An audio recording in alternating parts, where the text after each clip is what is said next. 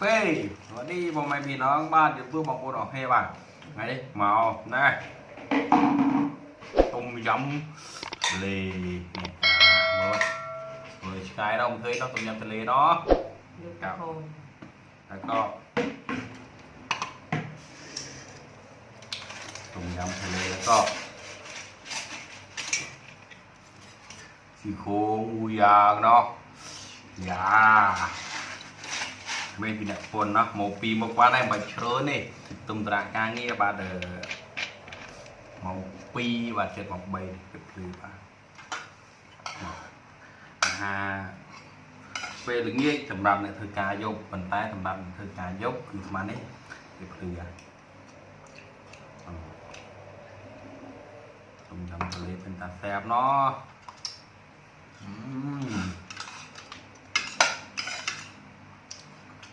nhà chuyện like thì subscribe và môi món nữa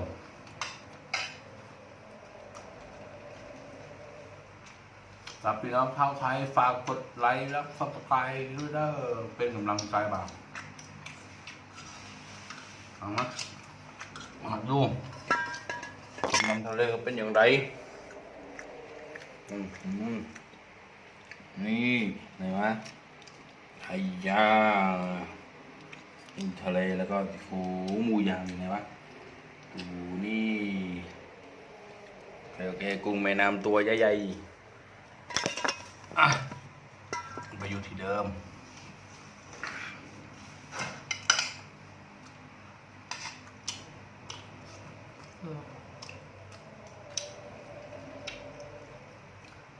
นี่สำหรับแล้วก็ไทยก็คือกุ้งแม่น้ำมาบนนั่งเฮาเองเลยnày สำหรับภาษาไทยเขาเรียกว่ากุ้งแม่น้ำเนาะกุ้งแม่น้ำตัวน้อย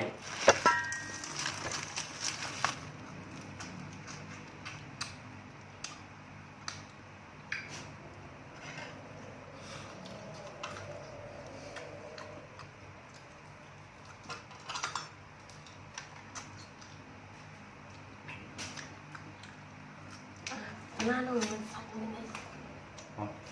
ได้ช่วยดีมั้ยโอเค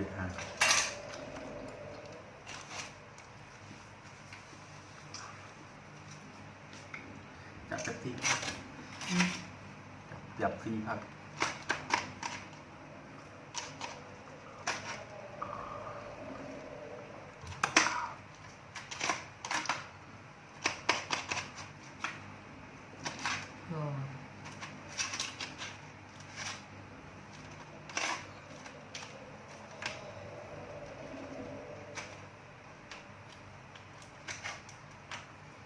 khô mua giang mà giờ lầnนี้đăng bật hạt tinh cái đăng mà này 700 bát đó khoảng vốn và chuột Abdullah bật hạt lực mai giờ nhé phần tay vô mà vừa lấy thử cả mà tinh mà thấy vô vốn vừa lấy thử cá cái miền trong đây bên đây phải trong đây đi đây đi tổng ngọn tới và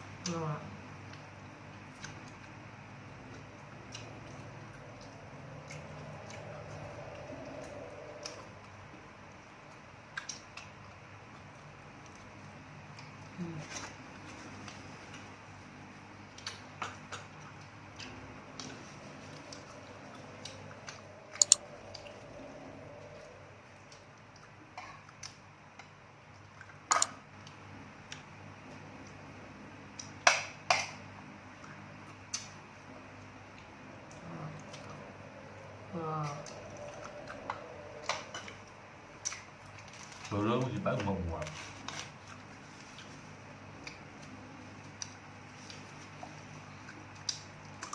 nhắm thử cái đó đặt đánh thôi đặt tin đã nôm đã được đặt ai đã đậm tên mà chu đây mình đặt hở gọi đậm tên rồi và chỉ hai đứa bay dừng cái thủ tục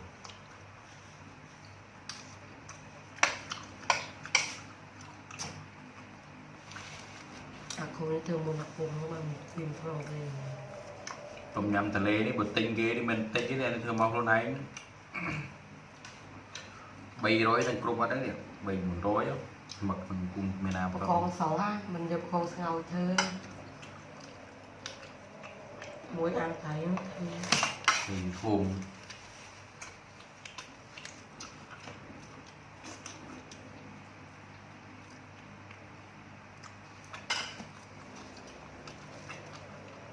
ngon ngon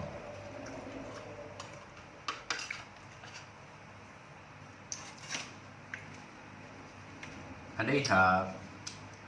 thì khô mù giang mà của thay hay là thì khô mù giang mà buộc máy với người trong dùng ni chung ăn mà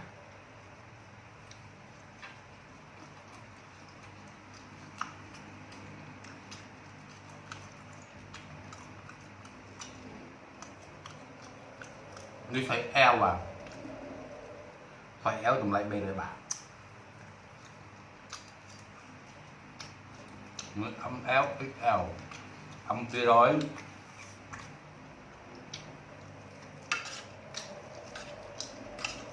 eo này rồi nghĩa là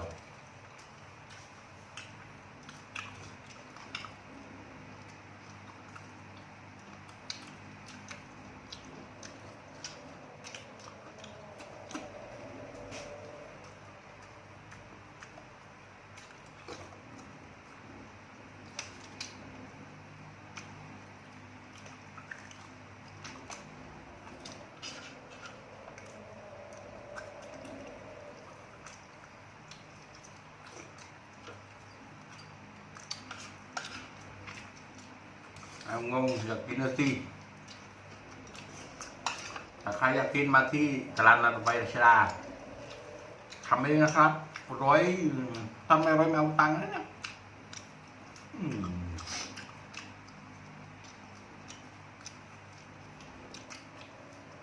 hết là vạch mình đâu sao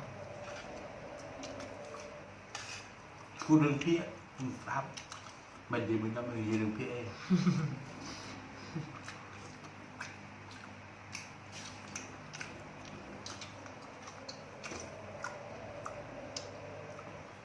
ในต้มยำกุ้งนี่ในต้มยำทะเลมันช้างแก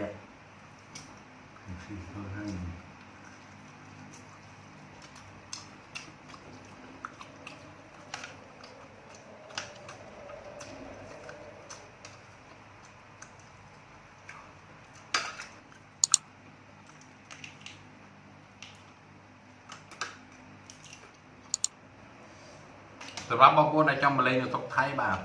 จำเป็นนอนอะไรเตี้ยแต่โตยมบ้านบานตันที่ไหนยูทูบมานอนอะไรกรีนประเดี๋ยวนอนอะไรชีเชื้อนะ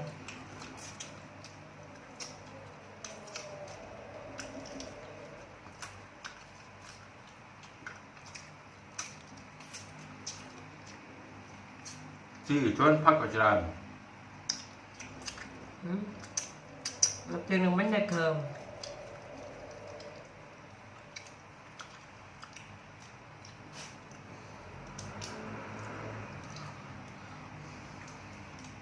wow trời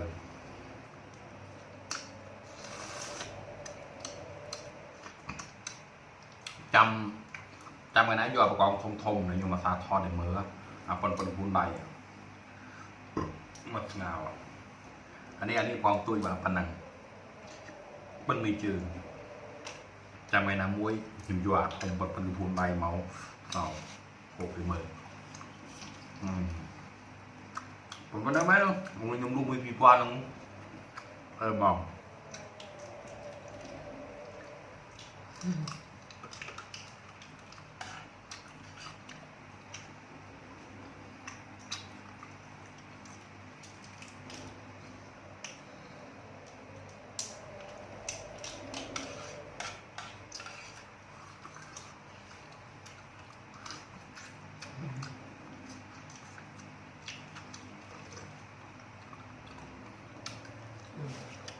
มากินเลยกอง ต่อตำโรตีจำเชียวนะเวลาความมันรู้เลยบอกคือเจ็ดวันนี่คือเจ็ดแล้ววันเนี่ยออกเขี้ยวสมองก็ถือติดอยู่เธอติดอยู่ให้ทำวิดีโอคลิปจังแต่คือวิปฏิบัติthấy như trên tập này máu cứ đầm vô pin năng thấy dừng cười bắt tôi cắt tàu lại cứ đi nào miền núi thôi là mười thừa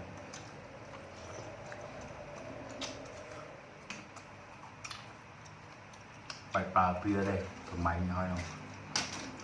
bà pia nó tay ngầu bà này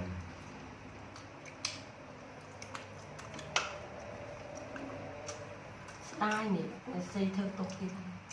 đây dùng video nhưng không mình đấy xong tinh cái mình tinh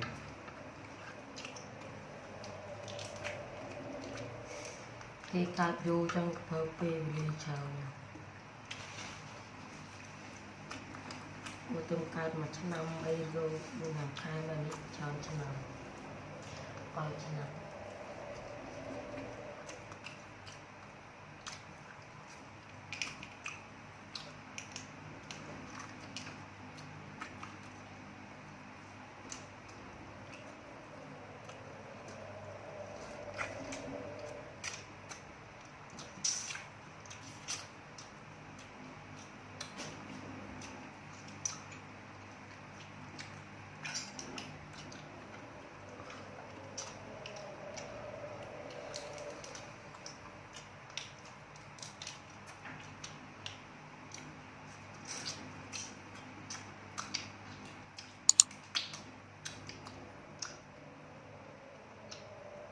bài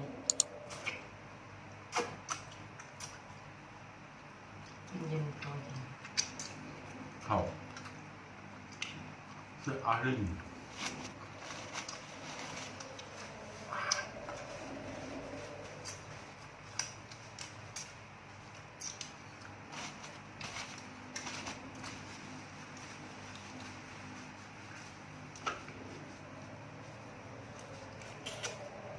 พัดออก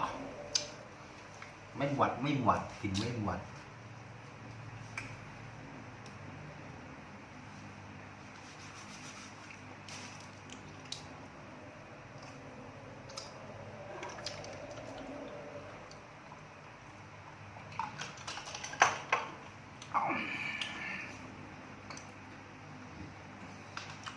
lôi con ngọt này